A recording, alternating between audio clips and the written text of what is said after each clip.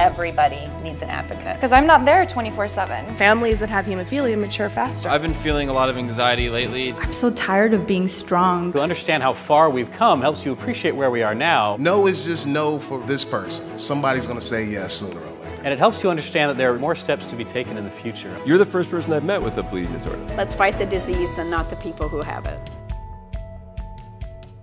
More and more, we're really focusing on what are the goals, what are the needs of this individual patient, and how does our current repertoire of factor concentrates and other therapies allow us to best meet the needs. So is it a patient with challenging joints who needs frequent infusion? Is it a patient who's really active and out on the ski slopes, out on the soccer field, out on the basketball court, who we don't want to just do every other day or twice a week without thinking through very specifically what does this patient need? I would say the vast majority of our adult patients, sort of when they've thought about it and given it, took some time and sort of researched it, if they've been willing to try routine infusions, they have come away feeling like they have a lot more control over their life, and it takes away a lot of the uncertainty that I think they just had decided was part of living with hemophilia, because it was just sort of like, it wasn't whether you were going to bleed, it was just when that next bleed was going to happen. After the SIP study, now I have patients coming to us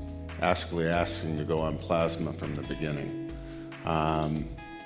We always go through all of the risks from that point of view that may be occurring, things that have happened in the past that may still be a risk sometime in the future.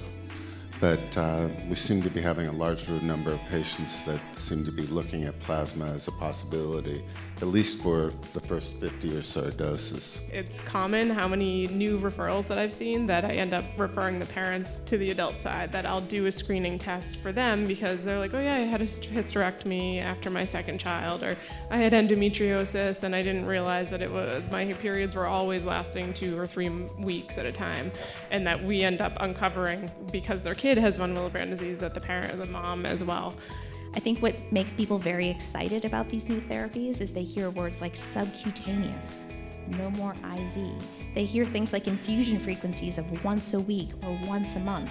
I think they offer potential benefit also to our non-inhibitor patients, but because of some of the challenges with lab assays, with use with other factor products, it requires a lot more forethought and the need for really knowledgeable investigators, knowledgeable providers, and good communication between you and your hemophilia team.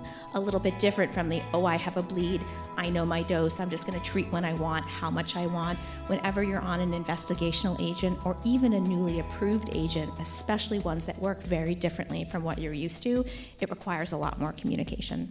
It may take us a little bit of time to sort of nail this down in terms of getting you a diagnosis that's really specific, but we may have to try several different approaches and utilize our colleagues. So for our teenage girls who come in with heavy periods, we're utilizing our GYN colleagues as well.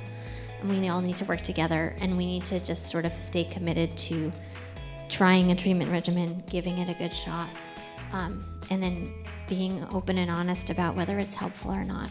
Because we can try something else, but I don't know that I need to try something else if you don't share that information with me. We're now starting to be able to get rid of inhibitors sometimes up to around 70–80% pretty easily if we try things. And it may be trying things different ways. And it may be we start off with the once-a-day type of treatment, but twice a day may actually end up improving things or even changing types of factor. The big question that everyone asks and is thinking about with all of this gene therapy is the cost and what's going to happen down the line of how much does it cost a hemophilia patient per year for their factor, and then how is that going to be priced down the line once it is approved and it's an option for treatment, which is something that always comes up when we talk about gene therapy as a potential in the future. Quick round of applause for our 4 amazing clinicians. To watch video from any of our previous Powering Through sessions, visit poweringthrough.org, or to learn more about National Cornerstone Healthcare Services, NCHS, visit nchswecare.com.